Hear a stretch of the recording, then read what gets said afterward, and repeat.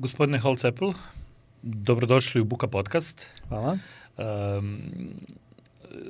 Zahvalni smo za svaki interes za našu zemlju. Čini nam se da on popušta. Dobro je vidjeti da ljudi koji imaju iskustva s regionom dolaze u Bosnu i Hercegovinu, koji imaju ipak takav pripremni period u kojem su mogli da vide o čemu se ovdje radi.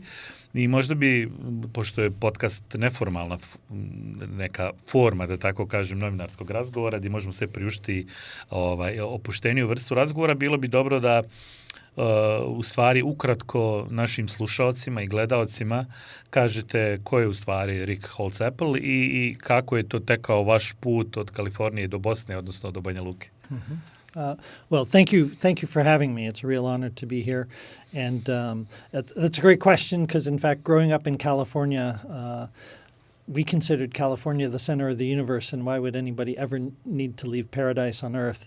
My wife, who is from this region, actually tells me that California is the end of the Earth and far from everything that really matters. But I grew up in a family that was very internationally oriented.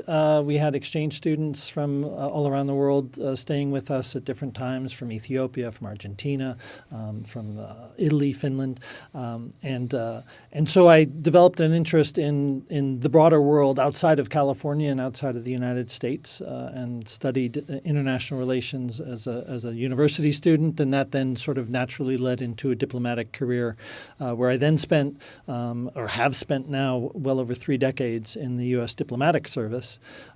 But a lot of that, I joined the service in the early 90s, and of course in the early 90s for U.S. diplomats, one of the big businesses, if you will, or one of the most important issues was the conflict here in Southeast Europe and in the former Yugoslavia. And so I've spent, and given that experience early in my diplomatic career, I've spent a lot of my diplomatic career over the decades looking at and both working in the region and then working on international policy and peace efforts, particularly in the region. And so I was thrilled to then be able to have the opportunity to come and lead the OSCE mission now. So no longer necessarily directly representing the U.S. government, but leading the Organization for Security and Cooperation in Europe's, an organization of 57 different participating states, their mission here in Bosnia and Herzegovina, which has been here for some 30 years, but we can talk about that more as we go through our conversation. Da, sami ste rekli, u stvari, može se izvući zaključak da ste u stvari proveli sasvim solidnu količinu vremena ovdje, u našem dijelu svijeta, da tako kažem. Evo, u Hrvatskoj ste bili 5-6 godina, 7 skoro, tako ste mi rekli. Govorite, naši slušalci moraju znati da vi govorite naš jezik, da me razumijete, to je razlog što ja pričam na našem jeziku, da budemo na neki način egal, a vi ćete pričati na vašem. Ali koliko vam ta činjenica da govorite naš jezik, da poznajete mentalitet, godine koje ste proveli u regiji vam daju zapravo da kažete da donekle i poznajete naš mentalitet, pomažu da razumijete i kulturnu i političku dinamiku. Da li u stvari to neka vrsta opterećenja ili vam olakšava posao? Samo da potvrdim da u stvari ja govorim lokalni jezik u stvari sa hrvatskom naglaskom, zato ja sam proveo puno vremena u Hrvatskoj. I think the answer to the question is that it's not just the language, but also the experience and the exposure and the friendships and the relationships that I have been able to make over my 30 plus years of a career, which, as I say, spent a lot of that time was devoted to this region and the countries from the former Yugoslavia.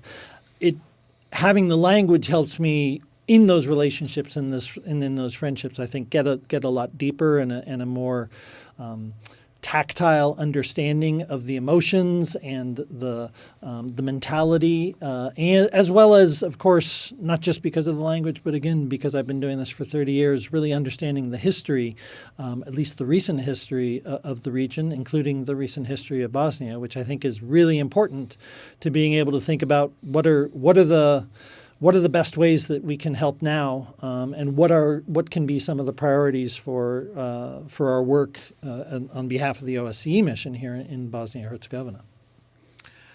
Vi ste u Bosni i Hercegovini tek nekoliko mjeseci. Just under 2 months. Da, 2 mjeseca i u stvari svijet se mijenja takvom brzinom ovih dana, da mi svjedočimo iz dana u dan promjene, geopolitika više nije ni blizu ista, to ima veze i sa izborima u Americi, sa ratom koji je praktično u Evropi već godinama, sa dešavanjima na Bliskom istoku. Znači imamo toliki broj tektonskih promjena da se u geopolitici, da se zapitamo koliko uopšte Bosna i Hercegovina zauzima mjesto trenutno u geopolitici i u stvari vi ste došli u jednom trenutku koji je u Bosni i Hercegovini opet kriza. Mislim, i kad ste vi bili u regiji u Bosni i Hercegovini je bila kriza. Ali evo, kako vi, šta vas je zateklo? Koji su vaši prvi utisci iz ovog što vas je zateklo u Bosni i Hercegovini kad ste došli? Well, yeah, a lot of things are changing in the world right now. I guess actually one of the impressions that I've had in my just under 2 months here is in fact, though, how much there is some sense of stagnation here in Bosnia, that things, it feels like things changed or developed or decisions were being taken at a more rapid pace, say in the first 10 or 15 years after the war, and in the last 10 or 15 years, the ability to sort of take these decisions has atrophied. And so I think it's a real concern, and I was talking with someone just earlier today about their concern that maybe the world wasn't paying as much attention to Bosnia and Herzegovina and developments here anymore. And there's an element of truth in that, but I think part of the element of truth of that is that given the stalling of some of the political changes in process, there's been less of a demand for it and less encouragement. You know, people like to work on issues and subjects where they see they're making progress, where they see they're making a difference, where they see they're helping to bring change. And so one of the things I worry about is how to keep people aware of the importance of political developments here if everything seems to just be stuck in a way. And I think that's part of what I hope to bring in this new position and in this new job is a sense of actually the possibility that things can get better and the possibility that things can change. But we need to restore that mentality that there are ways to bring improvement, to make governing institutions more effective, to make people feel like they have more of a voice in local politics and in entity level and state level politics all around. So I think that it's there are a lot of other things going on in the world. There's a lot of other demands on people's times outside of the region. So I think the best way to keep people's attention is to give them some sense of hope and positive momentum. Zadržat ćemo se još malo kada kažete na tim pozitivnim stvarima. Kada gledate sa strane mimo politike, u stvari ljudi u Bosni i Hercegovini žive relativno obične živote, druže se jedni s drugima. Na tim linijama kojima se nekad odvijao rat, sada se odvija život. Od Dejtonskog sporazuma na ovamo nije bilo ozbiljnijih incidentnih situacija.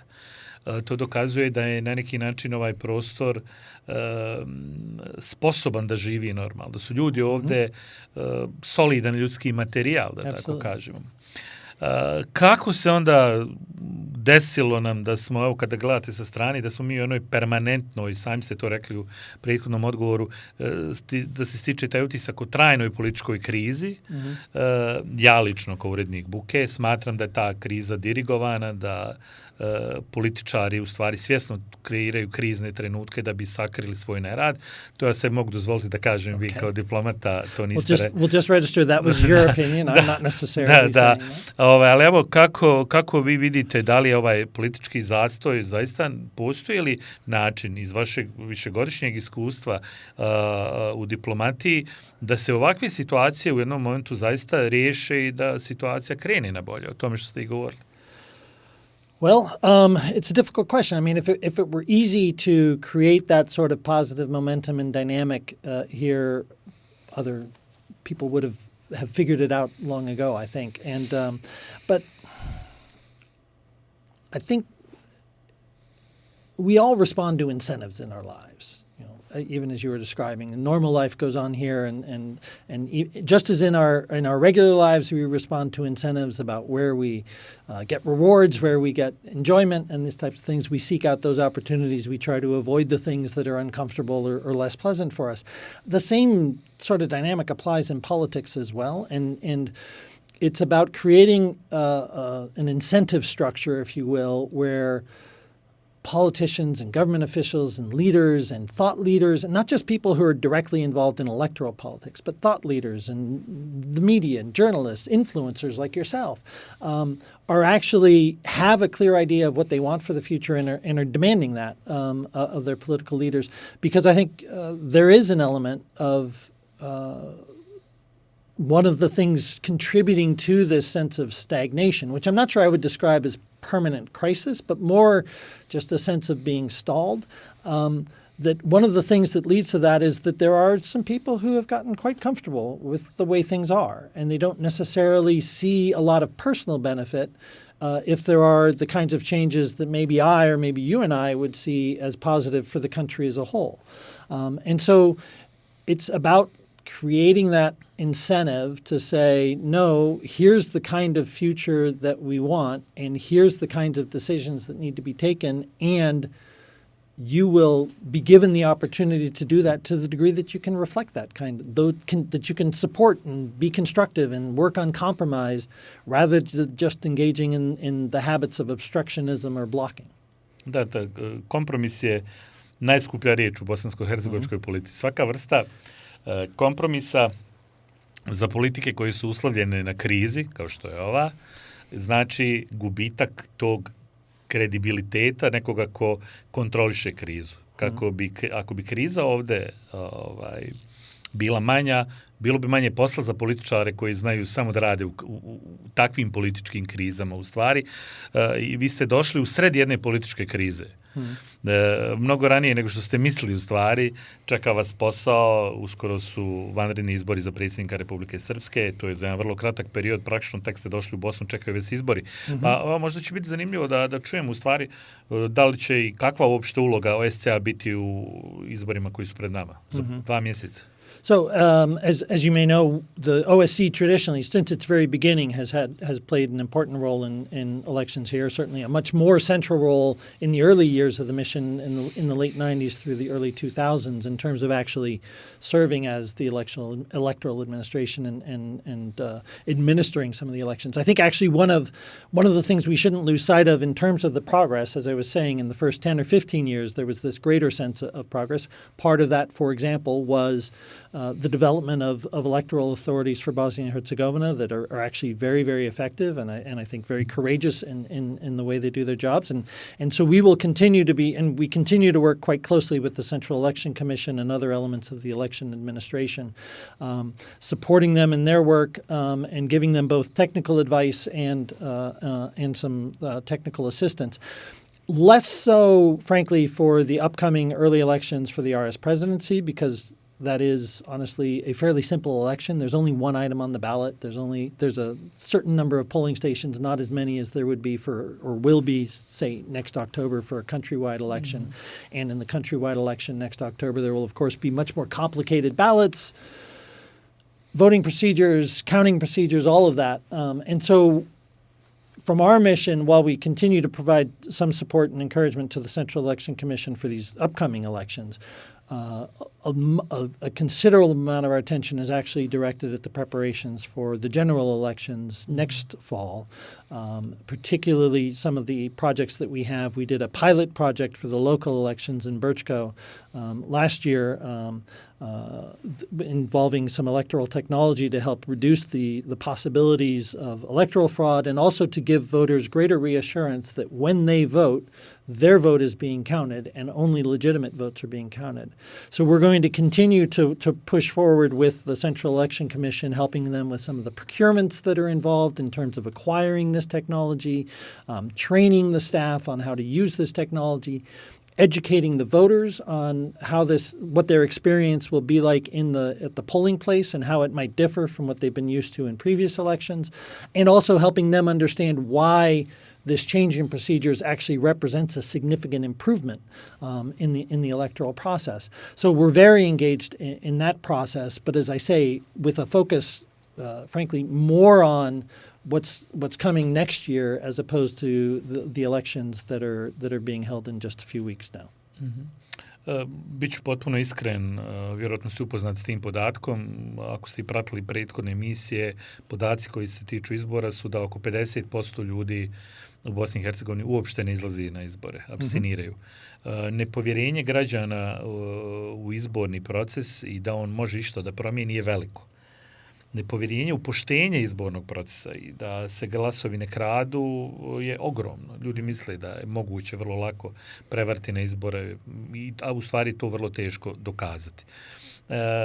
Šta OSCE može da uradi po tom pitanju? Koliko uopšte kao organizacija imate moć da utičete na da taj izborni proces i sam dan izbora bude pošten? Well, I think that's exactly the kind of impact that we're trying to have with this electoral technology project that we're working on, including with these procurement processes and other things with the Central Election Commission. It is about having greater confidence that, in fact, everybody who has the right to vote is able to vote, that those votes are counted, and whatever the turnout is, that it is those who have turned out to vote whose votes are being counted. And so I think that there's a great opportunity and prospect there for improvement. And this is also why not just is it about procuring the equipment and training the electoral staff on it, but also working with the voters so that they understand how this differs and why this makes that fundamental difference to address specifically that concern about can voters in fact have confidence in the results of the elections. I think there will be some challenges. It's a big undertaking. There have been some delays already, and this is one of the consequences of this sort of stagnant or slow or obstructed decision-making process is things like getting the financial disbursements that allow the Election Commission to actually then proceed with the procurements. I mean, these all sound like very boring technical administrative details, but they have very practical political impacts. And so it's one of the reasons why I am seized of trying to encourage political leaders to actually take the decisions and allow the governing bodies then to do their job as well. But I think it holds out the prospect for real improvement, and I certainly hope that all political leaders will support that effort as well because of the fundamental requirement of letting voters know that it's their votes that count, and then hopefully that could have some impact as well, as you were describing, on the fairly low turnout that we've seen in some elections because people have been discouraged about whether their votes really matter or not. I think this is part of our effort to change that sentiment among a lot of the population. Negdje ste sami rekli kada je nakon potpisivanja Dejtonskog sporazuma prisustvo međunarodne zajednice je bilo ogromno u Bosni i Hercegovini i broj stranih diplomata, stranih organizacija, vojnika, sada je taj broj značajno manji. Međutim, ljudi koji kritičari u stvari okolnosti, možda i ja spadam među njih, često komentarišu da u stvari međunarodna zajednica uglavnom posmatra ovu situaciju ovdje, a da u stvari ne djeluje. Sama činjenica, možda će sada političar iz Republike Srpske, konkretno Milorad Dodik, će reći nije tačno, on u stvari više nije predsjednik zato što je došlo do sukoba s odlukama visokog predstavnika, ali taj boravak visokog predstavnika ovdje već godinama je to je jedna usamljena figura međunarodne zajednice bez neke velike podrške kakva je bila 97. 8. kada su ovdje bile zaista, kada se nije raspravljalo o odlukama visokog predstavnika. Šta želim da kažem? Koliko u stvari danas, ajde ne idemo na sve međunarodne organizacije koje su još ostale ovdje, ali oni imaju sve male misije. Te misije su male, više nisu velike, ali koliko je OSCE danas realno organizacija kojom predsjedavate u Bosni i Hercegovini, realno ima šanse i mogućnosti da pomogne u okviru svoje misije. Koje su u stvari granice vaše misije? Gdje predstavljaju vaše nadležnosti? Jer ljudi ponekad imaju pogrešna očekivanja da su međunarodne organizacije sve moguće, a u stvari to često nije tako. No, that's certainly not the case, that we are all powerful in any means. Certainly from the side of the OSCE mission. I think as you were suggesting in your comments, it's clear, particularly the OSCE mission, we don't have any executive authorities. We don't have the legal standing or position to be able to be taking decisions for any of the governing levels of in Bosnia and Herzegovina, whether that's canton, municipal entity, state, district, whatever. But what we do have, and as you say, we used to have, as I said, more of a implementing role, particularly in elections under the Dayton Peace Agreement. We had responsibility at the OSCE mission for administering the first couple elections, but that was of a limited time frame, and that's the way, frankly, that it should be. I mean, the purpose of my mission, frankly, is to work ourselves out of a job. But what our job is at this point, without that executive authority, is to provide technical advice and expertise, guidance on what are sort of the international standards, what are best practices across the 57 states of the organization, in areas such as electoral administration, judicial, prosecuting of war crimes, anti-corruption cases. We do a lot of work on education systems and promoting curriculum. So in all of those areas, we are. I think we still have an influential and helpful role to play, but it's an advisory role and an assistance role. It is not a deciding role. As you say, like many of the other international missions, but probably most dramatically in the OSCE missions case, we've gone from, I'm not actually sure how many personnel they had 30 years ago, but I think it was in the thousands. Yeah. We now have 300. So the amount of, but part of that is because we're not, physically administering the elections, and so we don't need to have OSCE mission officials at every polling place across the country. But what we do have among those 300 is an enormous amount of experience and an enormous amount of expertise that we can offer to our partners here in Bosnia and Herzegovina across all of the issues that we work on.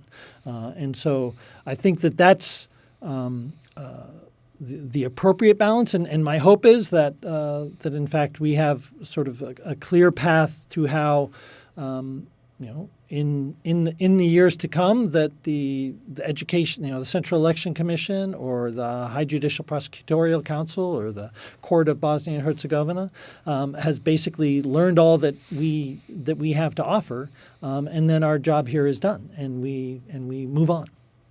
Zvuči idealno. Yes. Idealno ako bi se and I think that there were some who thought we would have reached this point long ago, but here we are. Da, ali je zanimljivo, odgovorili ste u stvari na jedan dio i ovog pitanja koji sam mislio postaviti, o vašim prioritetima u stvari.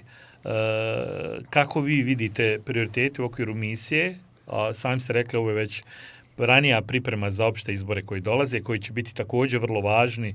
Odlučuje se, ovdje su svaki izbori sudbonosni, tako se barem predstavljaju građanima, ali na ovima se na neki način treba odlučiti i o evropskom putu, koliko je on izvjestan, siguran, da li će partije koje osvoje izbore biti u stanju da sprovedu taj put u stvari do kraja, što je negdje ključno pitanje, mislim, za sve ljude koji žive ovdje, neka vrsta nade, ali da se vide neke promjene.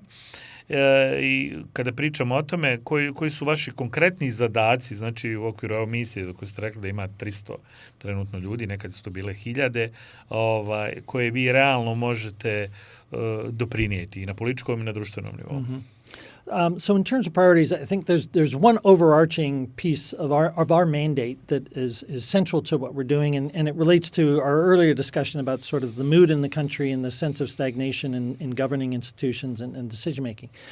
And so the driving goal in all of the work that we do, whatever specific area it is about trying to help and equip the governing institutions of Bosnia and Herzegovina, and by that I mean the state-level institutions, I mean Republika Srpska institutions, federation institutions, Brčko district, cantons, municipalities, that all of these governing institutions can actually function effectively and be able to take decisions, and to take the decisions that the citizens of the country should be able to expect of their leaders, whether government leaders and politicians alike.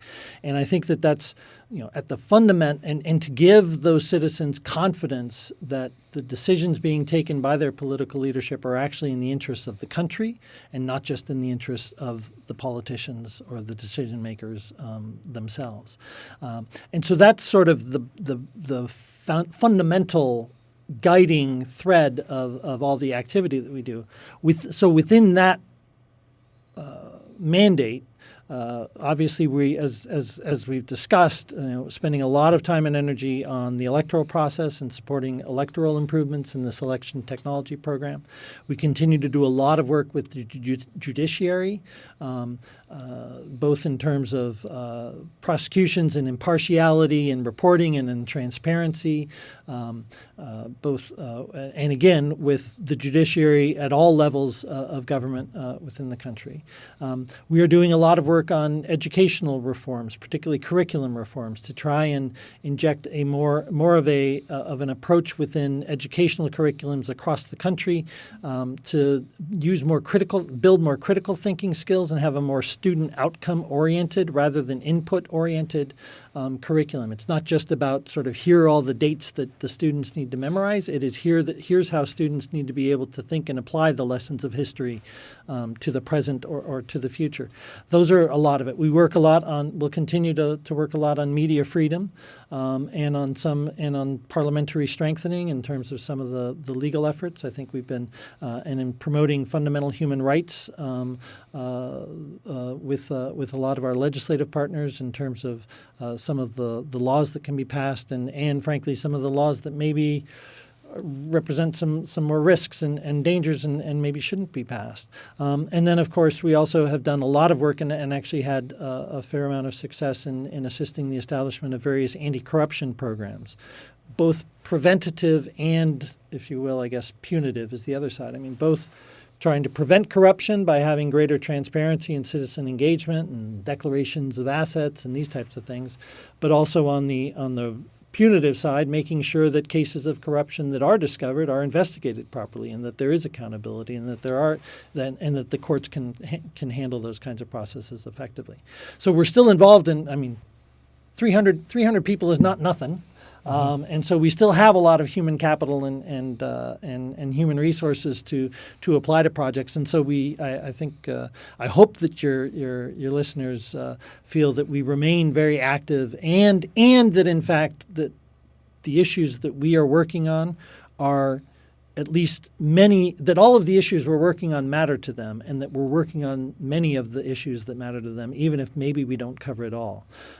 And then I also should mention we also are doing a lot of work to try and promote greater cooperation and work together on among municipalities and across the entity lines on things like responding to natural disasters or fires or waste management or other things that are just really practical services that the government should be providing to their citizenry, and services that are better provided when they are done in coordination with your neighbors and neighboring government entities or municipalities. And we've had some success there as well in terms of getting mayors or načelnici of different općina to come together and cooperate in that way. And so trying to build some of that trust and working with youth as well to try and create more interconnections between communities, between cities, between municipalities. So there's a whole lot of work that we are doing, and I hope that those that we are working with feel that we're making a positive contribution. Zamislili ste popriličan broj aktivnosti, zaista. Sami ste rekli za tako relativno malu misiju, to je puno posla. I mislim da ste notirali neke My zaista... greatest challenge is trying to remember all of it when I'm asked this upravo, question. Yes. Ne, zapamtio sam zato... And I'm actually thinking one that I didn't necessarily mention as explicitly was in terms of trying to promote among the fundamental human rights freedom of speech and freedom of the media, which I think is a vital element of any democracy. Pomenuli ste medije, pa sam shvatio da mislite na slobodu medija, naravno, ali to su ključni problemi našeg društva, sve što ste rekli. To su stvari koje opterećuju naš napredak i našu svakodnevnicu već godinama i u stvari rješavanje tih situacija nije neriješenih, su stvari naše približavanje normalnom životu. To nije nikakav ekskluzivitet. Niko to ne traži od nas, a da nije tražio od nekog drugog. Ako želimo biti u klubu normalnih država, kojima se ljudska prava poštuju, slobode medija, novinara poštuju, kojima je korupcija mala, mi ćemo se kao društvo morati potruditi. Meni drago da... Yeah, believe me, I mean, as I said before, I spent a lot of time working for the U.S. government in that case in Croatia, but it was a very similar list of undertakings and tasks and programs that we worked on there as well. I čini se da u Hrvatskoj se sve više, ako ništa, hapsi ljudi zbog korupcije. Neke stvari su se promijenile, zaista, na bolje. U situaciji u medijima je tako, pošto pratim koliko toliko mogu hrvatske medije, u stvari pratim i puno, dosta aktera lično poznajem, ali neke stvari se očigledno mijenjaju na bolje. I neke te male pobjede država iz regiona i nama mogu biti primjer da bi mi trebali da unaprijedimo svoje živote na neke takve načine. Rekao sam, zamislili ste mnogo toga da uradite, a neko vrijeme zamišljeno za naš razgovor je na neki način došlo do kraja. U stvari volio bi da, ma kako to zvučalo patetično, ali negdje smo počeli uvod s tim da ste neko iz Kalifornije trenutno ovdje. Ja se ne bi složio sa vašom suprugom, meni Kalifornija predivna. Bio sam više puta, uživam u putu, recimo mislim da je taj put od Los Angelesa do San Francisca vožnja autom nešto najljepše što se može doživjeti. When the road's not washed out, yeah. Da, ali ja sam imao sreću da putujem po sunčanom vremenu i Kalifornija je zaista prekrasna. Odjednom ste ovdje, svo vrijeme smo pričali o našoj zemlji i možda za neki sami kraj ovog razgovora, šta u stvari, da li postoji mogućnost da se nešto poruči građanima koji žive u Bosni i Hercegovini, da oni to već ne znaju na kraju krajeva, nisam vas baš lak zadatak dao. Hoću da kažem šta poručiti mladima koji ne vide uopšte nikakvu šansu u ovoj zemlji i demografski u stvari fakt je da većina mladih ljudi razmišlja u istraživanjima da ovu zemlju zauvijek napusti. Taj postotak i prije 10 godina bio 70% mladih su u jednoj anketi rekli da kada bi im se pružila prilika napustili bi Bosnu i Hercegovinu odmah. I nažalost mi živimo te postotke. Možda ne mogu svi da odu i sigurno ne mogu svi da odu, ali ako vi razmišljate o svojoj budućnosti u nekoj drugoj zemlji, a ne ovdje, to je veliki gubitak za ovu zemlju. Pa evo, možda za kraj da poručimo nešto i tim ljudima i uopšte ljudima koji žive ovdje, zašto u stvari vrijedi ovdje ostati boriti se.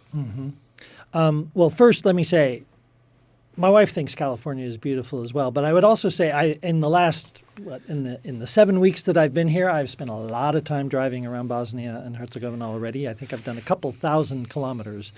And on the roads here in Bosnia and Herzegovina, that's not necessarily that easy a task, but it's the beauty of the country is one of the big surprises for me. I had passed through a couple of times, but just the consistent drama of the landscape that you find everywhere across Bosnia and Herzegovina is wonderful. So I think it really does compare in many ways with the natural beauty that I grew up with in California. In terms of a message to the young people of Bosnia and Herzegovina, and in some ways it's not just a message to the young people; it's a message to everybody in Bosnia and Herzegovina. I guess my thought would be, think seriously and understand what kind of a country you want Bosnia and Herzegovina to be. What's your vision of the future for Bosnia and Herzegovina? And then and then actively demand that of your political and government leaders and your community leaders. And if you don't see political leaders who are providing a real vision of what that future should look like, well, then maybe that's a reason. If you know what you want for the country, then get more involved yourself, actively involved in it. I don't think, as I talked some earlier about, people respond to incentives, and it is up to the citizens of the country to create the incentives in a way for their politicians. It's not necessarily easy, and they will sometimes feel like the system is stacked against them. But the only way to see change is to demand change, and the only way to demand change is to have an idea about what are the specific changes that you want and that you're looking for. And so I guess that would be my encouragement, my advice, whatever you want to call it, certainly to the young who hopefully still, I hope I have not actually maybe adopted the attitude that you were describing about like nothing can change and we're doomed, but in fact have an enthusiasm and some of the optimism of youth, and for those maybe a little bit older who do feel more jaded after years of experience, try and regain that optimism. But it fundamentally depends on, do you know what kind of change you're really looking for?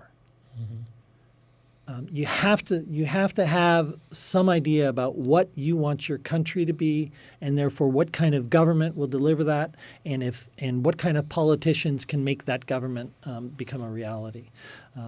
And so, we're going to continue to try and, as I say, with some of our community activities, to try and promote that kind of political engagement and community engagement.